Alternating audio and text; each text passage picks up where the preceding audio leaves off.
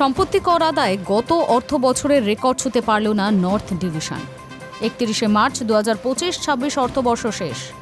গত অর্থবর্ষের তুলনায় এবার অর্থবর্ষে কলকাতা পুরসভার সম্পত্তি কর আদায়ের পরিমাণ বেড়েছে।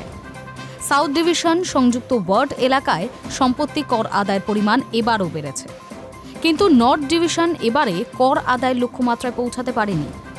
2024-25 অর্থবর্ষে পুরসভার সম্পত্তি কর আদায় হয়েছিল 1260 কোটি টাকার উপরে, যার মধ্যে নর্থ ডিভিশন থেকে এসেছিল 303 কোটি টাকার উপরে রাজস্ব।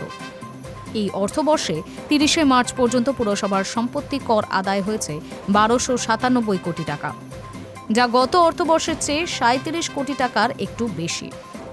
এবার নর্থ ডিভিশনের রাজস্ব আদায়ের পরিমাণ 299 কোটি টাকা, গত অর্থবর্ষের চেয়ে প্রায় 4 কোটি টাকা কম। এবারে বেহালায় ভালো রাজস্ব আদায় করেছে পুরসভা। সংযুক্ত এলাকার বেহালা অঞ্চল থেকে পুরসভার রাজস্ব বেড়েছে 10%। গত অর্থবর্ষে বেহালা থেকে সম্পত্তি কর আদায় হয়েছিল 67 কোটি 44 লক্ষ টাকা, এবারে তা বেড়ে হয়েছে 74 কোটি 59 লক্ষ টাকা। করদাতাদের দুয়ারে দুয়ারে ঘোরার সুফল বলে মনে করছেন পদস্থ আধিকারিকেরা। এই অর্থবর্ষে 30শে মার্চ পর্যন্ত পুরসভার সম্পত্তি কর আদায় হয়েছে 1297 কোটি টাকা, যা গত অর্থবর্ষের চেয়ে 37 কোটি টাকার একটু বেশি। পুরসভার সম্পত্তি বিভাগ সূত্রে খবর, বেহালা অঞ্চলে বকেয়া কর আদায়ে জোর দেওয়ার পাশাপাশি নতুন অনেক সম্পত্তিকে করের আয়তায় নিয়ে আসা হয়েছে। কর্মীরাও করদাতাদের দুয়ারে দুয়ারে ঘুরছেন, তার সুফলও মিলেছে। পুরসভার কোষাগারে অর্থ সংকট চলছে।